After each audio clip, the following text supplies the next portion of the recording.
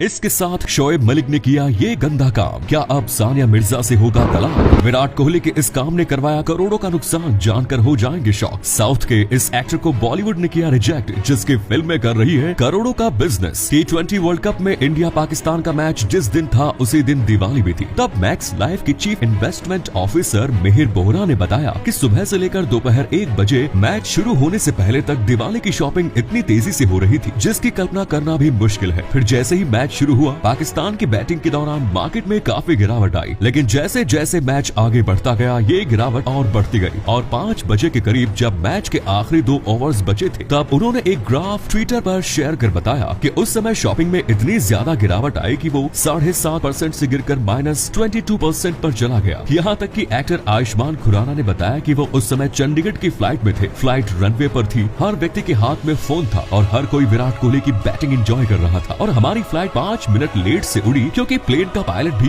Match देख रहा था। Indian tennis star Sania Mirza और पाकिस्तानी क्रिकेटर शोएब मलिक के तलाक की खबरें खूब चर्चा में है। पाकिस्तानी मीडिया के मुताबिक उनका तलाक बहुत पहले ही हो चुका है, लेकिन आखिर ऐसी क्या वजह है कि 12 साल पुराने रिश्ते में दरार आ गई? पिछले कुछ दिनों से सानिया ने सोशल मीडिया पर कुछ दुखद पोस्ट शेयर किए, जिसे देख सब यही अंदाजा लगा रहे हैं कि दोनों अब अलग हो चुके हैं। इस पोस्ट को देखें जिसमें सानिया ने लिखा, टूटे हुए दिल कहाँ जाते हैं, जिसका जवाब उन्होंने लिखा, अल्लाह को ढूंढे। इसके अलावा अपने बेटे के साथ सानिया ने एक फोटो शेयर करते हुए लिखा, वो पल जो मुझे सबसे मुश्किल दिनों से निकालते हैं। यही नहीं, सानिया ने शोएब के साथ 40 हफ्ते पहले आखिरी बार फोटो पोस्ट की थी। सबसे पॉपुलर स्पोर्ट्स कपल शोएब और सानिया ने 2010 में शादी की। वहीं इन दोनों के अलावा एक और नाम खूब चर्चा में है, वो है पाकिस्तानी एक्ट्रेस आयशा उमर का। रिपोर्ट्स के मुताबिक आयशा और शोएब की बढ़ती नजदीकियां ही इस शादी के टूटने की वजह है। दरअसल शोएब और आयशा ने पिछले साल एक मैगजीन के लिए फोटोशूट कराया, तभी से इन दोनों के बीच नजदीकियां बढ़ी और सानिया शोएब का रिश्ता बिगड़ता चला गया। ये दोनों दुबई के एक विला में साथ रहते थे, लेकिन पाकिस्तानी मीडिया के मुताबिक सानिया ने ये घर छोड़ अलग घर में रह रही है। वैसे अभी तक तलाक को लेकर कोई आधिकारिक पुष्टि नहीं की गई है और न ही शोएब या सानिया की तरफ से कोई बयान सामने आया है। हाल ही में रिलीज हुई साउथ की ब्लॉकबस्टर फिल्म कंटारा, जिसने सक्सेस की नई ऊंचाइयों को छुआ। इस मूवी के एक्टर ऋषभ शेट्टी, जो इस मूवी के राइटर और डायरेक्टर भी है, महज 16 करोड़ की बजट में बनी कंटारा मूवी ने बॉक्स ऑफिस पर 360 करोड़ रुपयों की कमाई की, जो ये बताता है कि ओरिजिनल कंटेंट की क्या कीमत है। एक्टर ऋषभ ने अपने एक इंटरव्यू में बॉलीवुड के ऐसे काले राज खोले जिसे सुनकर आप भी चौंक जाएंगे। उन्होंने बताया 2006 के दौरान उनकी मूवी हिट नहीं हो रही थी और उनका काम भी सही नहीं चल रहा था। तब उनके गाँव में बॉलीवुड वाले आए थे शूटिंग करने और वो ऋषभ से मिले। उन्हें ऋषभ का डायरेक्शन, एडिटिंग काफी पसंद आया। उन्होंने ऋषभ से वादा किया कि तुम हमारे साथ मुंबई चलो, हम तुम्हें असिस्टेंट डायरेक्टर का काम देंगे।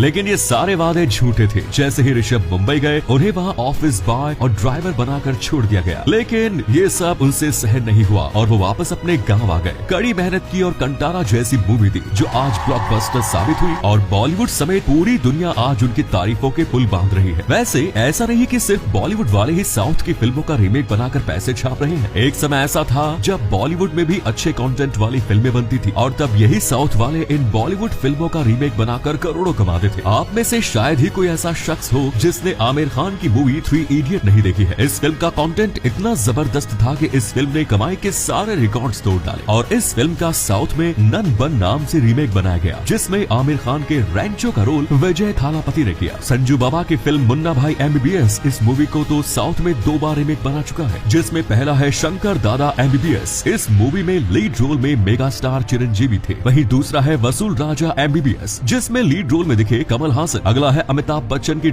जिसका साउथ में बिल्ला नाम से रीमेक बनाया गया। इसमें रजनीकांत सर लीड रोल में दिखे। 2016 में रिंगिंग बेल नाम की कंपनी ने फ्रीडम 251 स्मार्टफोन लॉन्च किया, जिसने पूरी दुनिया में बवाल मचा दिया। उन्होंने कहा कि ये दुनिया का सबसे अफोर्डेबल स्मार्टफोन है, जिसके प्राइस है सिर्फ 251 रुपए। मात्र 251 रुपए के इस फोन में 1 GB RAM, 8 GB storage, 4 inch का डिस्प्ले। सब लोग हैरान थे ये कैसे पॉसिबल है। कंपनी ने कहा ये एक प्रमोशनल ऑफर है और 18 से 21 फरवरी तक ही इसकी ऑनलाइन बुकिंग की जाएगी। वैसे इस फोन का रेगुलर प्राइस होगा 500 रुपए, लेकिन लोग इतने ज्यादा एक्साइटेड थे कि वेबसाइट पहले ही दिन क्रैश कर गया। करीब 7 करोड़ लोगों ने इसे खरीदने के लिए रजिस्ट्रेशन करा, 30,000 लोगों ने इसे खरीदने के लिए बुकिंग तक कर दी और पैसे भी एडवांस पे कर दिए, क्योंकि कंपनी का कहना था ये प्री ऑर्डर है, प्राइस पहले ही पे करना पड़ेगा। जब फोन देने की बारी आई तब कहा फरवरी के एंड तक सबको फोन मिल जाएगा, पर डेट पोस्टपोन हुई और जून और जुलाई। इसके बाद कंपनी का कहना था अभी तक 5,000 फोन के ऑर्डर ही कंप्लीट हो पाए हैं। जब लोगों को फोन मिला तब पता चला कि ये सस्ता सा कोई चाइनीज फोन था, जिसका ओरिजिनल लोगो इन्होंने व्हाइटनर से कवर कर अपना ब्रांड नेम चिपकाया था। टेलीकॉम मिनिस्ट्री ने जब इसके इंटरनल असेसमेंट की तब पता चला इस फोन का प्राइस 2,000 से कम नहीं हो सकता। तब लोगों ने कहा ये एक बहुत बड़ा स्कैम था। कंपनी क्लेम करती है कि उसने बाद में सारे 30,000 कस्टमर्स के पैसे रिफंड कर दिए, लेकिन 2017 में इस कंपनी के ओनर को 6 महीने की सजा हुई। इसके बाद 2018 और 21 में इस आदमी को अलग अलग फ्रॉड केसेस में 2 बार और जेल जाना पड़ा। ये फ्रीडम 251 फोन एक बढ़िया उदाहरण है कि कैसे आपको देशभक्ति के नाम पे चूना लगाया जा सकता है। क्या आपने कभी ये सोचा है कि वर्ल्ड का most famous cartoon character Mickey mouse gloves क्यों पहनता है? सिर्फ मिकी माउस ही नहीं बल्कि कई और कार्टून कैरेक्टर ग्लव्स पहने हुए होते हैं। पर क्यों? दरअसल जब एनिमेशन की शुरुआत हुई थी तब मूवी का हर फ्रेम हाथों से बनाया जाता था और एक कार्टून कैरेक्टर के हाथों की डिटेल्स ड्रॉ करने में सबसे ज्यादा समय लगता था। इसीलिए एनिमेटर ने बड़ी ही चालाकी से इन कार्टून कैरेक्टर के हाथों में ग्लव्स पहना दी ताकि हाथों की डिटेल्स को बार बार ड्रॉ न करना पड़े और समय की बचत भी हो। वैसे पिछले कुछ सालों से ट्रू कॉलर ऐप हम इंडियंस की प्राइवेसी से खेल रहा है, पर कैसे? जब हम अपने फोन पे इंस्टॉल करते हैं तो ट्रू कॉलर हमसे हमारे कॉन्टेक्ट्स को स्कैन करने की परमिशन मांगता है और ये एक कॉल बेस्ड ऐप है, इसलिए बिना सोचे समझे परमिशन दे देते हैं, जिसे ट्रू कॉलर अपने डेटाबेस में स्टोर कर लेता है। इस वजह से जिनके फोन में ट्रू कॉलर है भी नहीं, उनका डेटा भी ट्रू कॉलर के डेटाबेस में स्टोर हो जाता है। और सिर्फ 300 मिलियन यूजर होने के बावजूद ट्रू कॉलर के पास 5.7 बिलियन यूजर के कॉन्टैक्ट डिटेल्स है। सिर्फ कॉन्टैक्ट ही नहीं, स्पैम मैसेजेस, बैंक मैसेजेस और कैटेगराइज करने के लिए कस्टमर्स के मैसेजेस के कंटेंट को भी ट्रू कॉलर ट्रैक कर आपके बाबू ने खाना बनाया कि नहीं या आपका बैंक बैलेंस कितना है ये भी ट्रू कॉलर को पता होता है। और जब भी किसी यूजर का बैंक बैलेंस कम होता है तो ट्रू कॉलर यूजर को शॉर्ट टर्म लोन मैसेज देकर प्राइवेट डेटा से पैसे कमाता है। वैसे अमेरिका के राष्ट्रपति का घर यानी व्हाइट हाउस दुनिया के सबसे सुरक्षित जगहों में से एक है और इसका अंदाजा हम इसी बात से लगा सकते हैं कि व्हाइट हाउस के कुछ मीटर नीचे एक खुफिया बंकर बनाया गया है जिस पर किसी परमाणु